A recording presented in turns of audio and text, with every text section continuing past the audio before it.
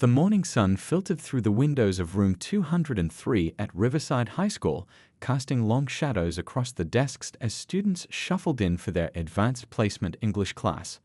Ms. Thompson stood at her desk, organizing papers with the precision she'd developed over her 15 years of teaching. Her pearl necklace clicked softly against her collar as she moved, a sound as familiar to her students as her strict teaching style. The bell hadn't rung yet, but most seats were already filled with eager students clutching their copies of The Great Gatsby. They knew better than to be late to Ms. Thompson's class. She took pride in running what she called a prestigious AP English section, though her definition of prestige had always been rather narrow. A knock at the door broke through the quiet murmur of pre-class conversations. The school secretary stood there with a new student, a girl wearing a bright yellow sweater and carrying a worn copy of the same book everyone else had. "Ms. Thompson, this is your new student," the secretary announced with a warm smile. The new student stepped forward, her backpack slung over one shoulder. "Hi, I'm Ming," she said confidently, her voice clear and friendly. "I just transferred from Cedar Valley High." She held out her transcript, which showed straight A's in all her previous English classes. Ms. Thompson barely glanced at the paperwork. Instead, her eyes narrowed slightly as she took in Ming's appearance. The corner of her mouth twitched, a subtle movement that didn't go unnoticed by the students who'd learned to read their teachers' expressions over the semester. "Well," Ms. Thompson said, her voice carrying that special tone she reserved for what she considered unexpected situations, "AP English is quite demanding. Are you sure you wouldn't prefer starting with regular English, just to catch up?" She emphasized the word catch up as if it were a foregone conclusion that Ming would be behind. Several students exchanged uncomfortable glances. They'd seen this before, Ms. Thompson's particular way of making certain students feel unwelcome in her prestigious class. But this time felt different, more obvious than usual. Ming stood her ground, polite but firm. "I've been in AP English at my previous school," she explained, holding up her transcript again. "I actually scored in the top percentile on all my essays." Ms. Thompson's smile didn't reach her eyes as she waved Ming to an empty seat in the back corner, far from the main discussion circle. "We'll see how you manage here," she said, her tone carrying years of unchallenged prejudice. "Our standards might be different from what you're used to." As Ming made her way to her assigned seat, she caught snippets of whispered conversations. Some students looked sympathetic, while others seemed resigned, as if they'd witnessed the scene play out before with different actors. What Ms. Thompson didn't know, couldn't have known, was that Ming's father had recently been appointed as Riverside High's new principal. He hadn't moved his family to the district yet, preferring to let his daughter finish her semester at her old school before transferring. The school board had kept the appointment quiet until the official announcement planned for the following week. The rest of the class period unfolded with Ms. Thompson's usual precision, but now there was an undercurrent of tension. Every time Ming raised her hand to contribute to the discussion about Gatsby's symbolic use of color, Ms. Thompson would either ignore her or cut her responses short. When Ming made an insightful comment about the green light and its representation of the American dream, Ms. Thompson dismissed it with a curt, "That's an interesting interpretation, though perhaps a bit simplistic." Other students noticed how their teacher's tone changed when addressing Ming, how her usual strictness took on an edge of condescension. A few of them had been on the receiving end of similar treatment before, but watching it happen to someone new made the pattern impossible to ignore. As the bell rang and students began packing up their books, Ms. Thompson called out, "Ming, please stay after class." She shuffled some papers on her desk, not looking up. "We need to discuss your placement."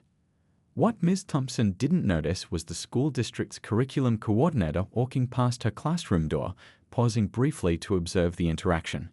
The coordinator had been doing routine classroom checks, preparing for the new principal's arrival. She made a mental note of what she'd witnessed, adding another piece to a puzzle that would soon come to light. Ming gathered her things slowly, her face composed but her hands slightly trembling as she approached Ms. Thompson's desk. She'd faced prejudice before, but never so blatantly from an educator. Little did either of them know this was just the beginning of a story that would transform not just their lives, but the entire culture of Riverside High. 3 weeks had passed since Ming's first day in AP English, and the autumn air had turned crisp and cool. Students hurried across the courtyard of Riverside High, clutching their books close as fallen leaves swirled around their feet. Inside room 203, the tension had been growing thicker with each passing day. Ms. Thompson had developed a routine with Ming that made many students uncomfortable. It started subtly, a raised eyebrow here, a dismissive wave there. But as the days went by, her behavior became more obvious, like a slow-moving storm gathering strength. Today's essays were generally well written, Ms. Thompson announced one morning, pacing between the desks with a stack of graded papers. She stopped at Ming's desk last, holding out her essay with 2 fingers as if it might bite. Though some of us clearly need to work on understanding proper academic writing style. Ming accepted her paper, her face carefully neutral as she saw the C marked in red at the top. She'd spent hours on this essay, even having her former AP English teacher review it before submission. That teacher had called it exceptional undergraduate level analysis. A student named Ray, sitting next to Ming, caught a glimpse of her essay and frowned. He perceived an A for what he considered a rushed effort. More importantly, he'd read Ming's draft during their peer review session, and it had been brilliant, far better than his own work. During class discussions, the pattern continued. When Ming raised her hand to analyze the symbolism in their current reading assignment, Ms. Thompson would often cut her off mid-sentence.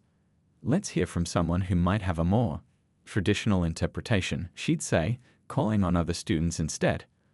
The real breaking point came during their group project presentations.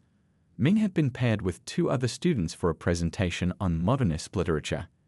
As team leader, she had organized everything meticulously, creating detailed slides and helping her teammates prepare their parts. "Well," Ms. Thompson interrupted barely 2 minutes into their presentation, "I think we can all see the fundamental misunderstanding of the material here. Perhaps if you'd spent more time studying the basic concepts instead of trying to impose your own unique perspective." The class fell silent. Ming's teammates exchanged glances. Then one of them, Lai, spoke up. "Actually, Miss Thompson, this was my section that you're critiquing.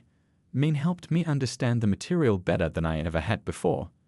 Ms. Thompson's face flushed slightly.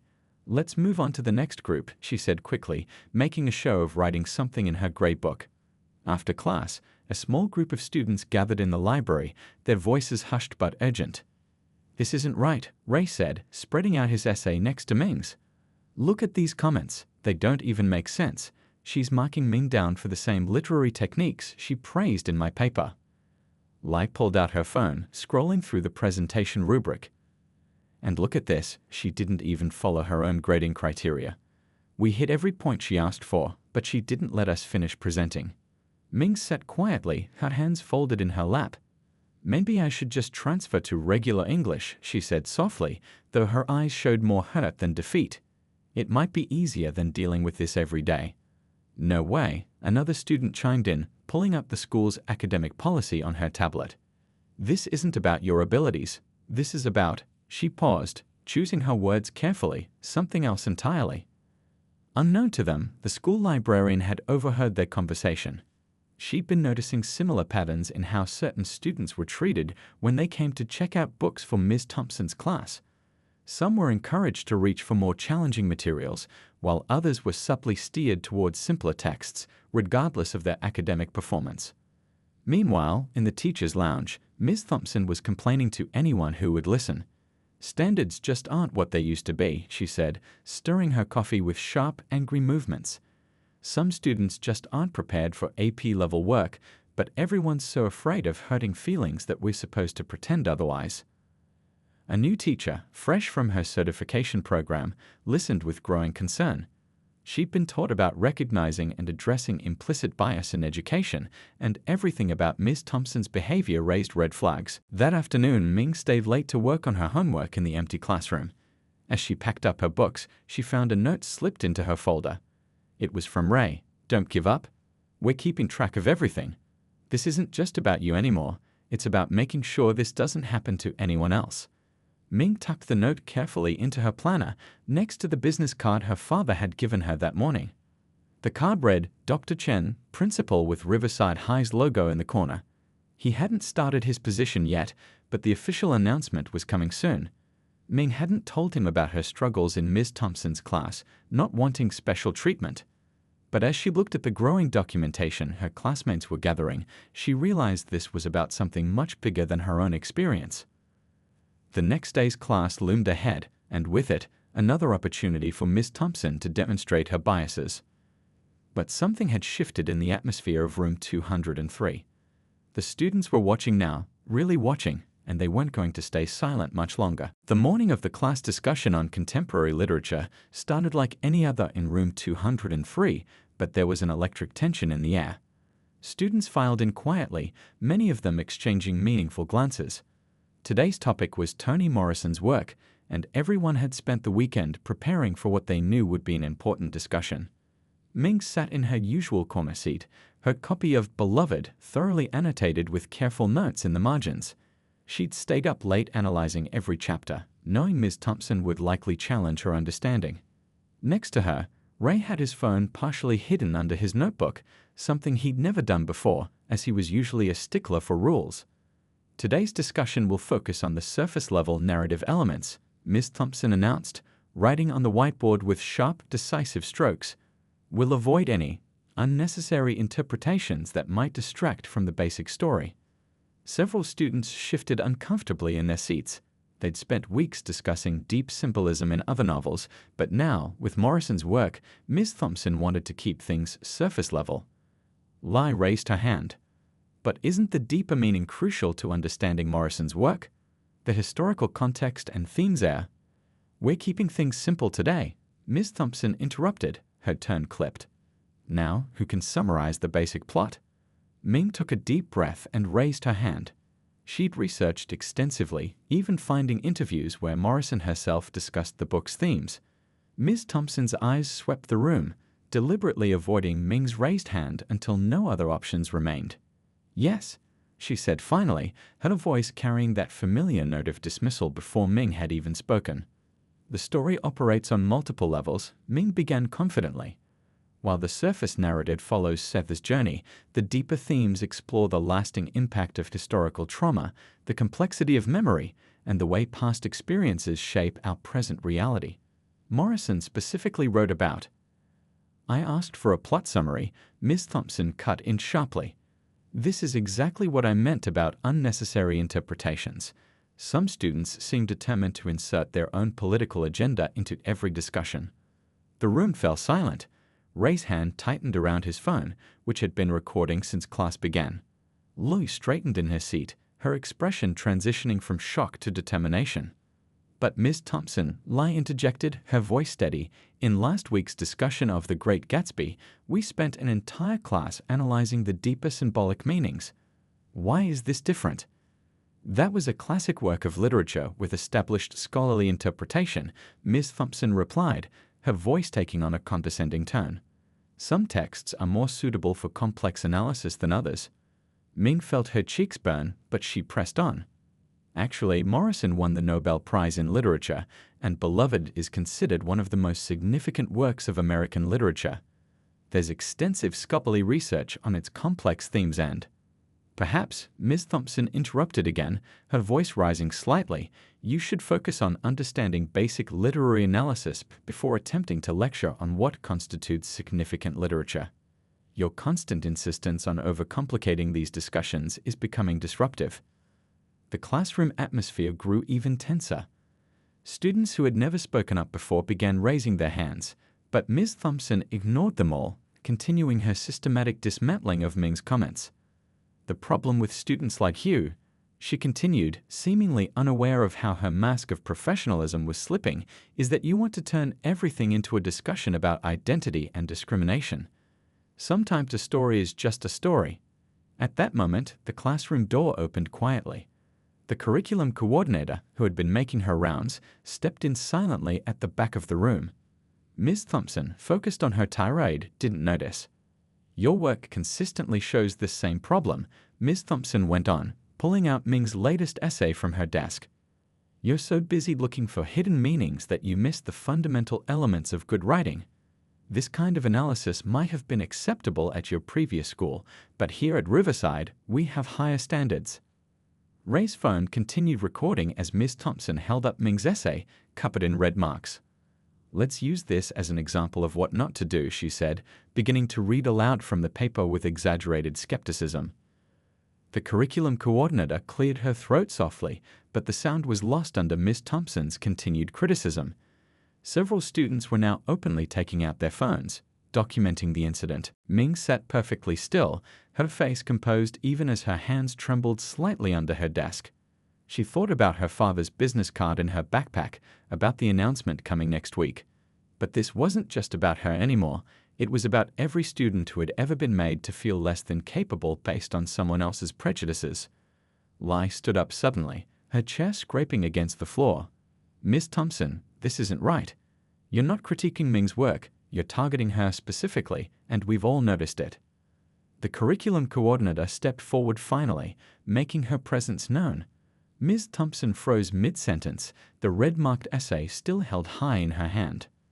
"Please continue, Miss Thompson," the coordinator said quietly. "This is a fascinating demonstration of your teaching methodology." The bell rang, its sharp sound cutting through the thick silence that had fallen over the room. As students began gathering their things, there was a sense that something had irrevocably changed. The breaking point hadn't just been reached, it had been recorded, witnessed, and could no longer be ignored. The faculty meeting was scheduled for 3:30 p.m. in the school library. Teachers filed in, carrying their laptops and coffee mugs, settling into the familiar routine of after-school gatherings. Ms. Thompson sat near the front, as always, her pearl necklace perfectly straight, her posture rigid with the same authority she wielded in her classroom. "Before we begin our regular agenda," the superintendent announced, standing at the podium, "I'd like to introduce someone who will be joining our Riverside High family." He gestured to a man in a charcoal suit who had been chatting with the curriculum coordinator near the window. "Please welcome our new principal, Dr. Chen," the superintendent continued, smiling broadly. "He comes to us with an impressive track record of academic excellence and innovative leadership." Dr. Chen stepped forward, his warm presence immediately filling the room. "Thank you for the welcome," he began, his voice carrying easily to every corner of the library. "I'm excited to join this community, and I'd actually like to take this opportunity to introduce someone else as well." Ms. Thompson was adjusting her glasses, only half listening. She was more concerned with the notes she'd prepared about maintaining academic standards, her usual talking points about stricter student evaluations. "My daughter has already had the chance to experience Riverside's educational environment firsthand," Dr. Chen continued. "Ming, would you like to come in?"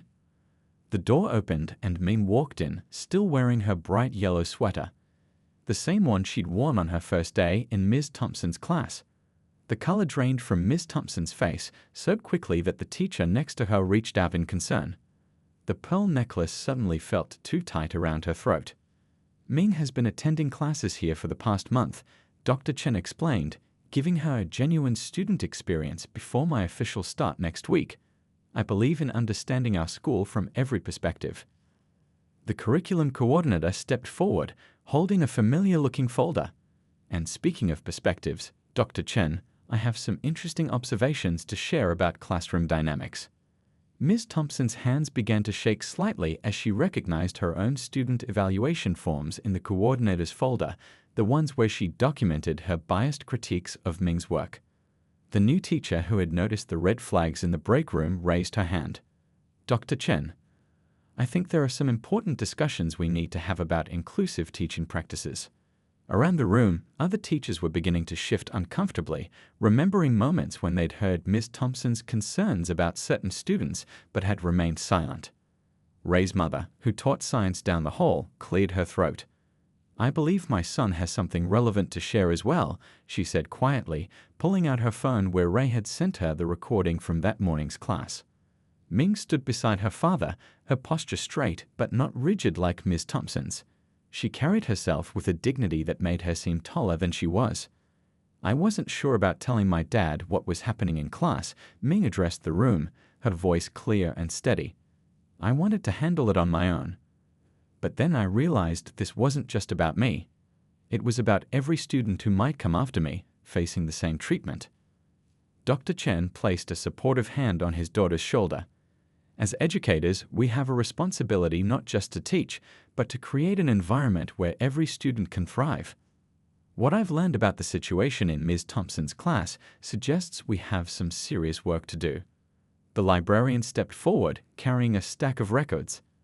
I've been keeping track of book recommendations and resource access patterns, she said. The data shows some concerning trends in how different students have guided toward different materials. Ms. Thompson tried to stand, perhaps to defend herself, but found her legs wouldn't cooperate. The weight of 15 years of unchecked behavior seemed to press her into her chair. I was just maintaining standards, she managed to say, but her voice sounded hollow even to her own ears. Standards should elevate all students, Dr. Chen replied firmly. They shouldn't be used as barriers or weapons. The superintendent stepped back to the podium, his expression grave. In light of recent events and the evidence being presented, we'll be holding an emergency board meeting tomorrow morning. Ms. Thompson, please remain after this meeting to discuss your immediate administrative leave. Around the room, teachers were opening their laptops, pulling up their own records and emails. Some had documented incidents they'd observed but hadn't reported. Others were already drafting proposals for department-wide training on inclusive teaching practices. Ming's phone buzzed in her pocket, messages from her classmates who had heard through the rapid-fire high school grapevine that something big was happening in the faculty meeting. Lai had texted, "Is it true?"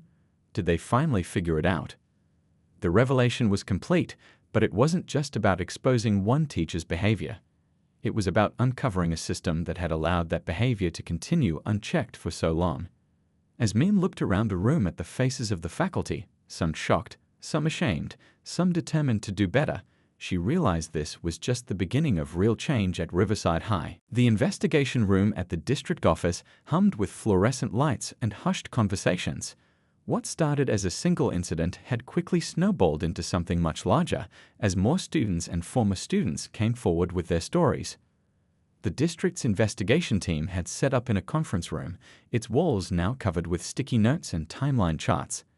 2 veteran educators from neighboring districts had been brought in as independent investigators to ensure fairness. "Let's review the recording from Ray's phone again," said Mrs. Park, the lead investigator, her reading glasses perched on her nose as she made careful notes. The audio played clearly through the room's speakers, capturing every dismissive tone and biased comment from that fateful literature class. Lai sat across the table, her hands wrapped around a paper cup of water. "It wasn't just that day," she explained. "I started keeping a journal of incidents after the first week. I knew something wasn't right, but I wasn't sure anyone would believe us without proof." She pulled out a carefully maintained notebook, its pages filled with dated entries and specific quotes. The investigators leaned forward, their expressions growing more serious as they read through the documented pattern of behavior. Down the hall, in another room, former students were sharing their experiences. A young woman who had graduated 3 years ago spoke quietly about how Ms. Thompson had discouraged her from applying to top universities, suggesting she be more realistic about her prospects. She was now a junior at Yale. "I'd always thought it was just me," she said, wiping away tears. "I never knew others were going through the same thing until I saw the posts online." The school's social media had exploded with similar stories. Former students from across the years had connected in a private group, sharing experiences that painted a clear picture of long-standing discriminatory practices. Back in the main conference room, the curriculum coordinator spread out years' worth of grade distributions and student evaluations. "Look at this pattern," she pointed out. Certain students consistently received lower grades for work that demonstrated the same skills as their peers. The disparity becomes obvious when you compare the actual essays with the grades assigned. Ray's mother, the science teacher, had brought her own documentation.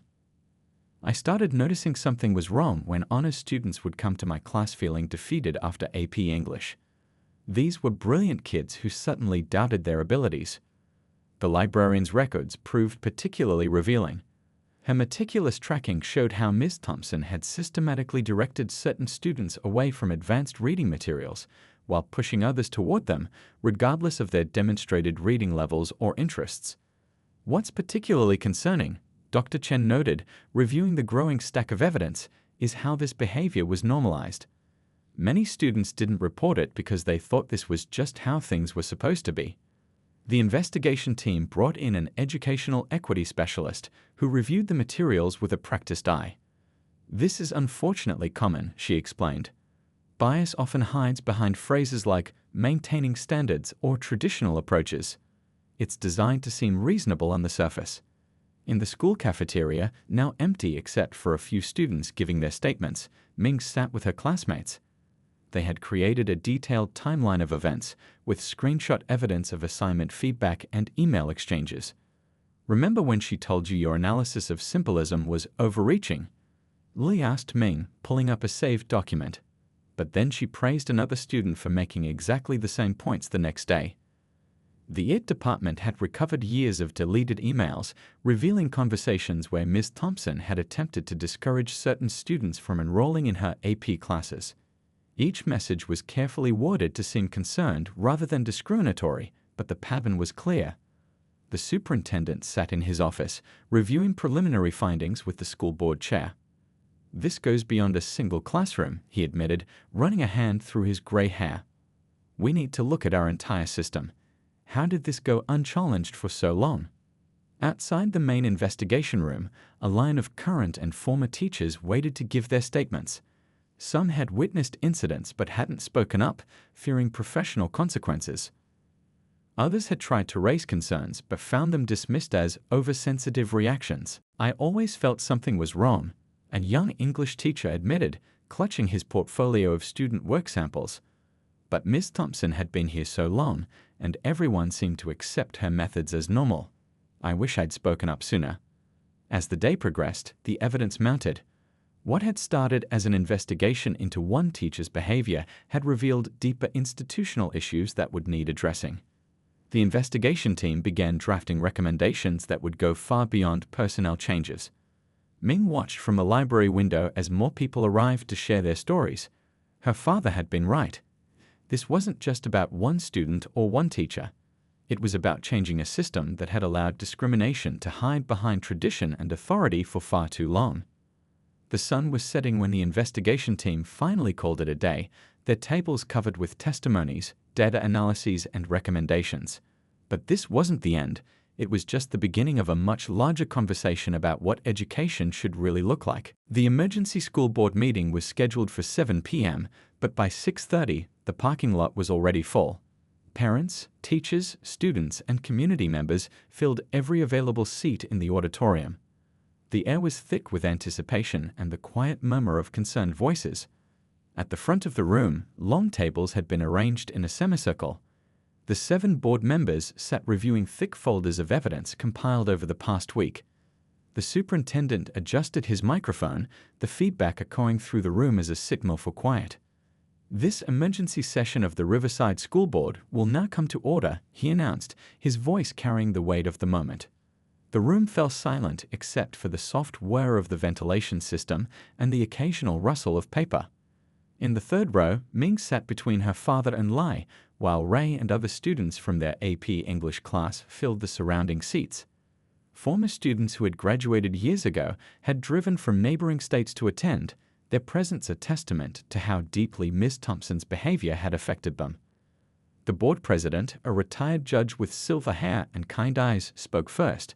"Over the past week, we have reviewed extensive evidence regarding discriminatory practices in our AP English program. The findings are deeply troubling." On the projector screen behind the board, anonymous testimonies scrolled past, each one a piece of the larger pattern. The young woman who now attended Yale watched her own story appear, her hands clasped tightly in her lap. "We have documented evidence spanning 15 years, the curriculum coordinator reported, standing at the podium. The pattern shows consistent bias in grading, course recommendations, and classroom treatment. What's particularly concerning is how these practices were disguised as maintaining academic standards." The head of the teachers' union stepped forward next. "While we typically advocate for our members, we cannot and will not defend discriminatory practices. Our mission is to support education that uplifts all students." Ms. Thompson sat in the back corner, her lawyer beside her. Her usual perfectly straight posture had crumbled slightly, the weight of the evidence visible in her slumped shoulders. When offered a chance to speak, her response was telling. "I was only trying to maintain the prestige of the AP program," she insisted, but her voice wavered. "These students weren't ready for advanced work. I was doing them a favor by—" The board president held up his hand, cutting off her words. "The evidence shows otherwise. Many of the students you discouraged have gone on to excel at top universities. Your assessment of their capabilities appears to have been based on personal bias rather than academic merit." The superintendent stood again, unfolding a piece of paper. "Based on the findings of our investigation, the board will now vote on the following actions. First, immediate termination of employment for Ms. Thompson, with a recommendation to the State Board of Education to review her teaching license. Second, implementation of mandatory bias training for all staff members with quarterly follow-up sessions. Third, establishment of an anonymous reporting system for students and teachers to safely report concerning behavior. Fourth, creation of a diversity and inclusion committee with student, parent, and teacher representatives. Fifth, complete overhaul of our AP enrollment policies to ensure fair access for all qualified students." The voting was unanimous. As each board member said aye, the weight of change settled over the room. Ms. Thompson and her lawyer quietly left through a side door, but few noticed their departure. Instead, attention turned to the next speakers, students and former students who stepped forward to share their hopes for the future of Riverside High. Lai spoke about creating study groups where students could support each other. Ray suggested regular reviews of grading practices to check for bias. A former student who now taught at a nearby college offered to mentor current students interested in education careers. The young woman from Yale stepped up to the microphone, her voice strong despite her tears. "What happened to us wasn't right," she said. "But watching this community come together to make sure it never happens again, that's what education should be about." Dr. Chen stood last, speaking not just as the new principal but as a parent. "Change isn't always comfortable," he acknowledged. "But growth requires us to face uncomfortable truths and take decisive action. Today marks not an ending, but a beginning." As the meeting concluded, people lingered in small groups, sharing stories and ideas. Teachers huddled together, discussing ways to examine their own practices more critically. Students from different grade levels exchanged contact information, planning peer support networks. Outside in the warm evening air, Ming stood with her classmates, watching the sunset paint the school building in shades of orange and pink. "Do you think things will really change?" someone asked. Lai smiled, pulling out her notebook where she'd been documenting everything. "They already have," she said. "Look around. We're not just talking about change anymore. We're making it happen." The parking lot slowly emptied, but the energy of the evening remained. Tomorrow would bring new challenges. Finding a replacement teacher, implementing new policies, rebuilding trust. But for tonight, there was a sense of hope, a feeling that speaking up could lead to real change, and that education could truly be a path forward for everyone. 6 months had passed since the emergency board meeting, and Riverside High was a different place. The autumn leaves had given way to spring flowers, and with the new season came visible signs of transformation throughout the school.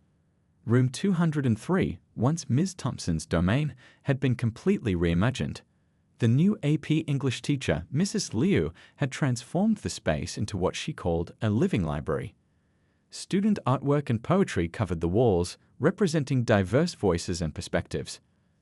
The desks were arranged in a circle rather than rows, encouraging open discussion and equal participation. "Today we're starting our unit on world literature," Mrs. Liu announced, her eyes bright with enthusiasm. "And I'm excited to announce that several of our own students will be co-teaching portions of this unit, sharing their personal connections to these literary traditions."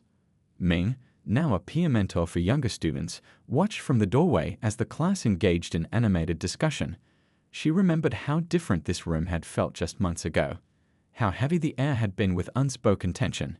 Now, students debated ideas freely, their voices confident and eager.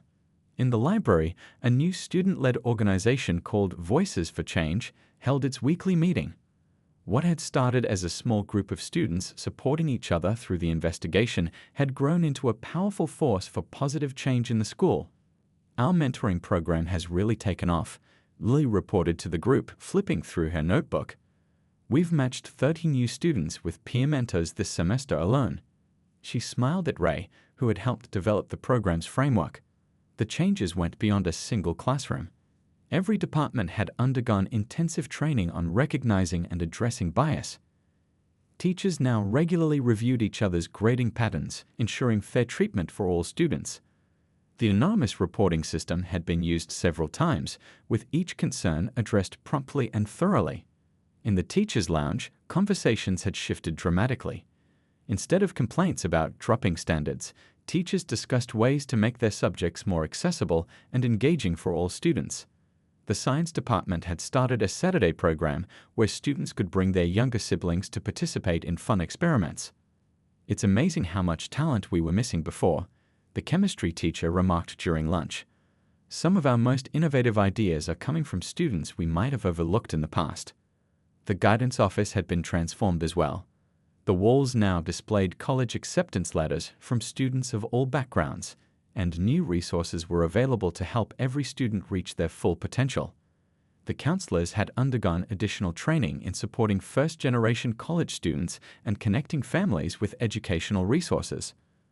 Dr. Chen's office door stayed open most days, with a steady stream of students and teachers stopping by to share ideas or raise concerns. The fear that had once silenced people had been replaced by a sense of shared purpose and open communication. "Remember how quiet these hallways used to be?" Lee asked Ming as they walked to their next class. "Now it feels like everyone has found their voice." The impact reached beyond Riverside's walls. Other schools in the district had begun implementing similar changes, using Riverside's experience as a model for transformation. The superintendent regularly received calls from other districts asking for advice on creating more inclusive educational environments. One morning, as spring sunshine streamed through the windows, Ming stood in front of room 203, preparing to give a presentation to younger students about standing up for what's right. The hallway bulletin board caught her eye. It now displayed a timeline of positive changes at Riverside, with space left blank at the end for future achievements. "Ready?" Lee asked, adjusting the laptop for their presentation. The room was filled with freshmen, their faces eager and attentive. "More than ready," Ming replied, looking out at the diverse group of students who now felt truly at home at Riverside. She thought about how different things were now, how a single moment of standing up against injustice had sparked a wave of lasting change. In the back of the room, Ray was setting up his camera to document the presentation for the school's new monthly newsletter, Voices of Riverside.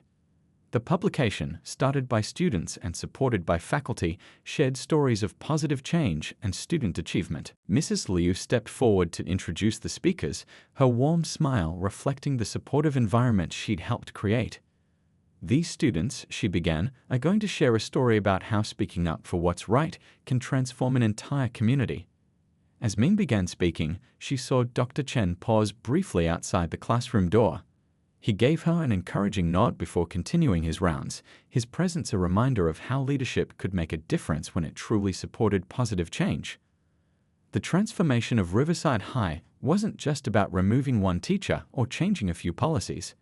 It was about creating a new culture, one where every student felt valued, every voice could be heard, and education truly served its highest purpose, helping all students reach their full potential. As Ming finished her presentation, a young freshman raised her hand. "Do you ever regret speaking up?" she asked quietly. "Weren't you scared?" Ming looked around the room, at the faces of her friends and supporters, at the positive changes that had grown from that difficult time. "Being scared is okay," she answered. "But staying silent when you know something is wrong, that's scarier. Sometimes the hardest moments lead to the most important changes." The bell rang, but nobody rushed to leave. There was a sense that they were part of something important, a continuing story of positive change that would impact generations of students to come. Riverside High had transformed from a place of hidden prejudice to a model of what education could and should be, a place where every student had the opportunity to shine.